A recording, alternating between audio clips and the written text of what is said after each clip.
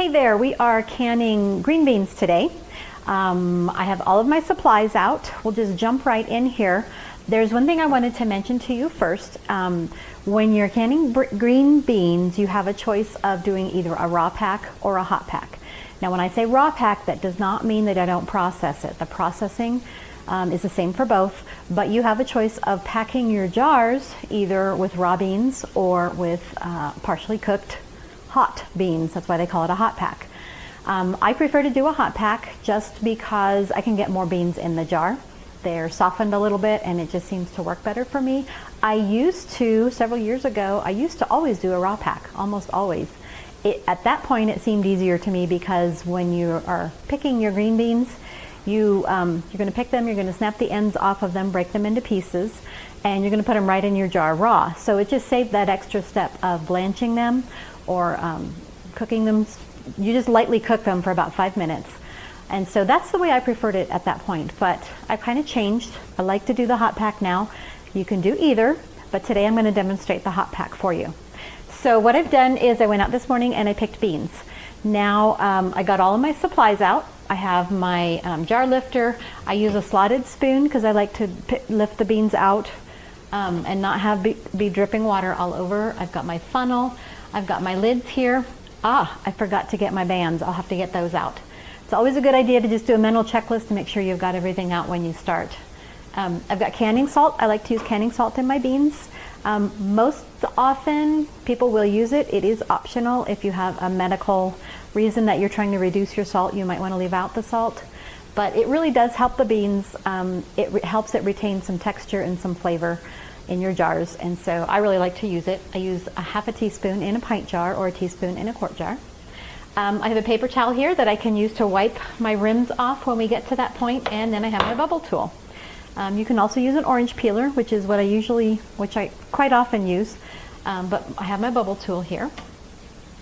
And then in this pan, I don't have a lot of beans today. We're kind of at the end of the season, and so in the middle of the season when I pick, I'll have like 2 or 3 loads of green beans that I'll have to process. But today I picked, and I'm not going to have a full load, but I'm going to go ahead and process them anyway. So what I've done is I've just put them in here. I've put some water up to the level of the beans, and I've just simmered them for about 5 minutes. So they're just partially cooked, they're not fully cooked. In this back pot here, I have a teapot, and that's just got hot boiling water. It's not boiling right now, but it's boiling, and then I turn the heat off, and so it's very hot. And you're going to pour that into your jars over your beans. It's easier to use the teapot than it is to try to use a ladle, but if you want to use a ladle, you can do it that way too. And then of course I have my canner, and I have it warming up. My lid is here. Am I out of the picture here? My lid is here, and then I also have my weights. Don't forget to make sure that you have your weights out. I think I repeat that a lot because I've done it before where I forgot to bring this out until it's time to put it on the canner, and then it's not where it's supposed to be, and I end up running around looking for it. And so make sure that that's available and ready. In the canner here, I just have 3 quarts of water. That's what my canner calls for. And then I have my jars in here also so that they're warming up and ready to be, they need to be warm when you're putting your green beans in. So let me grab my rings, and then we'll be right back and we'll get started.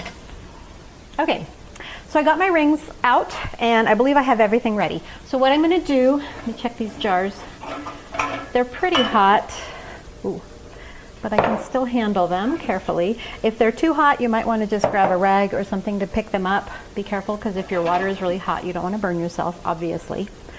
Some of that safety, common sense safety is always important. Common sense cleanliness always. Make sure your hands are washed. My jars are clean. They're not sterilized, but they are clean. But everything will get sterilized in the canner when I process it, so I don't have to sterilize beforehand. But I do have to start with clean jars. Everything's clean, counters are cleaned off, and I washed my hands, my hair's out of the way. Okay, when you are canning green beans, you're going to leave a 1-inch headspace, and remember that headspace is the distance between the top of your jar and the food. So I like to use a slotted spoon, and I just fill my jars. Keep things close so we don't drip too much. Green beans is actually one of the cleaner, one of the items that's a little bit cleaner and easier to can because there's not a lot of sticky mess. It's all just water. I like to use my bubble tool to just kind of arrange my beans a little bit. I'm not packing them down hard, but I do make sure that they're not sticking up out of the jar. And then I'll go ahead and fill up the next one. I usually do 2 or 3 jars at a time. That's so that I don't have too many jars out to where they cool off too much, because you do want your jars to be warm. You're going to be pouring very hot water in them. Okay, you just want to make sure that you have that 1-inch headspace maintained. And then you're going to go ahead and pour your hot water over the top of those jars. Let's see if I can get this out here. It's always a little bit of a tight squeeze for me because my my hood is kind of low to my stove. Oh, I forgot. Hang on a second. I like to put my salt in next before I pour my water in. So let's do that. We're going to do a 1/2 teaspoon of salt.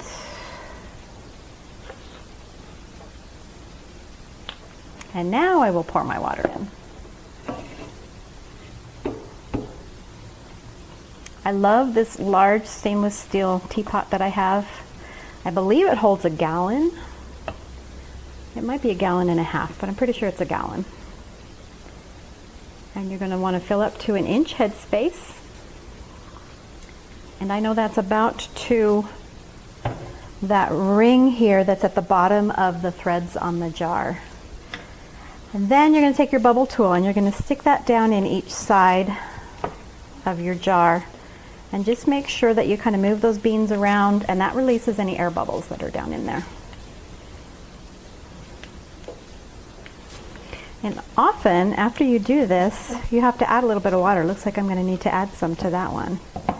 You'd be surprised how much that might change the distance of your headspace. So yeah, I'm going to add a little bit to this jar here. Not much. And then if you want to, or if you're not familiar with your headspace, go ahead and use this tool. You use the little notch here that's by the 1-inch, and you're just going to set it in each jar and make sure that's about where your water is. Your water and your beans. Then you're going to take a little rag. I like to, oh here, I'm going to also add water to my bowl that has my lids in it. Remember, the lids don't have to be boiled. In fact, it's a good idea not to boil them. But if I pour some hot water over that, it's just nice and clean. I like to take my paper towel and dip it in the water and then wipe those rims off. Green beans, like I said, they're usually pretty neat and clean, but you still want to wipe those off because you never know, you might have a little piece of salt on there, might be a little string from your bean, something like that, and that'll interfere with the seal. Then I'm going to go ahead and put my lids on, like so. This is where this magnetic wand comes in really handy, and add my rings.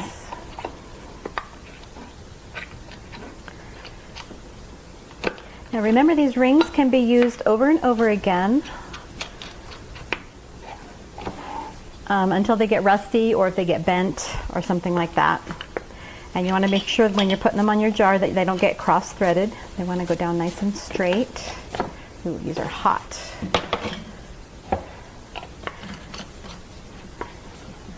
And now I'm going to go ahead and put those 3 jars in my canner to stay warm while I pull 3 more jars out and fill those.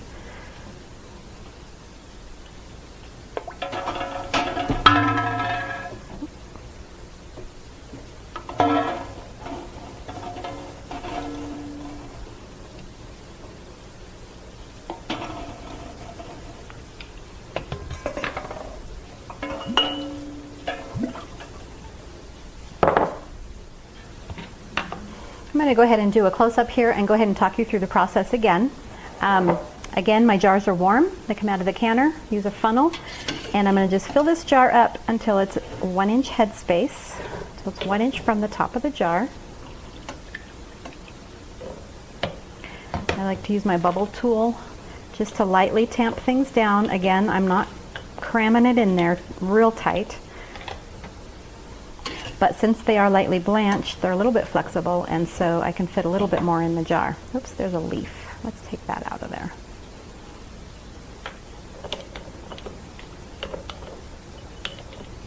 There we go. I might be able to fit one or two more little ones in here. I'm all about saving space. There we go. Okay, and then the next thing I'm going to do is I'm going to add my canning salt. Half a teaspoon for a pint. And then I will add my hot water. And I'm going to go up to an inch headspace there. Use my bubble tool to go around all of the edges and make sure that we get all the bubbles out. Doesn't look like I need to add any water. I got right there, whoops, wrong one. Got an inch headspace. Now I'm going to wipe that rim, make sure it's nice and clean. Add my ring, add my flat lid, and then add my ring. It works pretty well to put your fingers on the jar like that because sometimes the jar itself is almost too hot to hold. You do not need to crank down hard on these, but just finger tight so that that lid's going to hold the seal on. And then that jar is ready to go in the canner. Let me grab my lid lifter.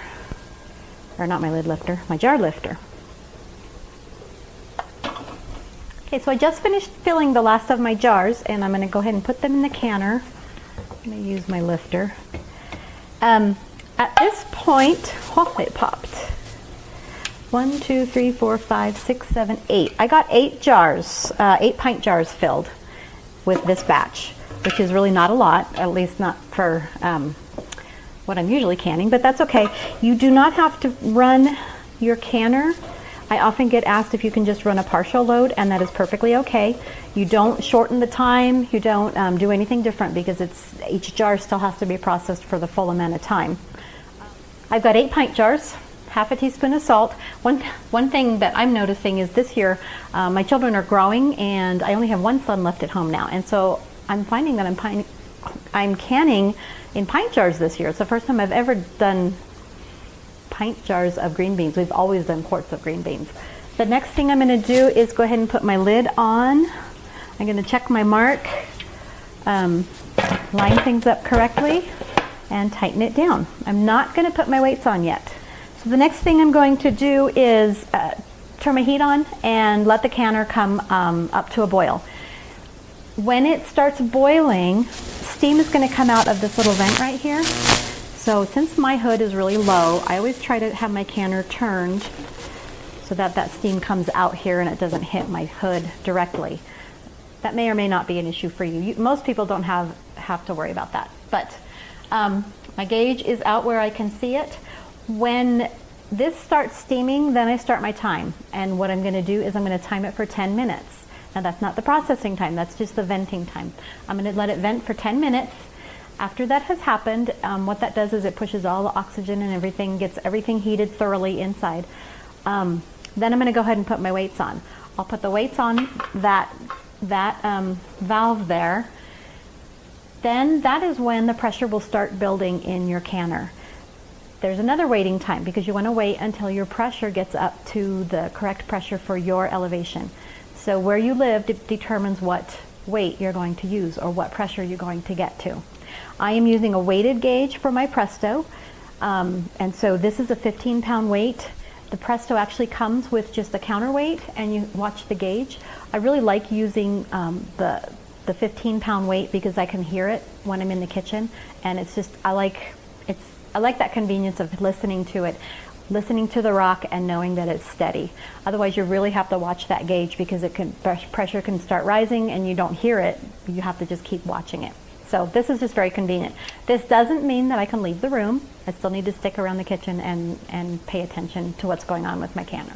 When it has vented for 10 minutes, I go ahead and put my weights on. Then I wait, and when this starts rocking or if it comes to the correct pressure, that's when I start my time. Okay, green beans process, pints process for 20 minutes and quarts process for 25 minutes at whatever pressure it is that you need for your elevation. And I'll include the information for that in the comments area or in the text area for you. So after my 20 minutes processing time has finished, then what I will do is I will turn the heat off and I leave the weights on and I allow it to reduce pressure on its own. It'll start cooling down, pressure will start reducing, and it takes a while. At that point I can leave the kitchen and I don't have to worry about it as long as my heat is off. When it has come completely down to zero pressure, this vent will drop, everything is depressurized, I go ahead and take my weights off. Then I leave it for about 5 minutes. I don't take the lid off. I leave it for about 5 minutes, just a little bit more cooling time. After that 5 minutes, I go ahead and I just open my lid and just set it on like kind of cockeyed so that steam will come out. Be very careful because it's very, very steamy. The pressure is at zero, but it's still very, very hot in there. So I just cock the lid a little bit and then I leave it for about 5 or 10 minutes.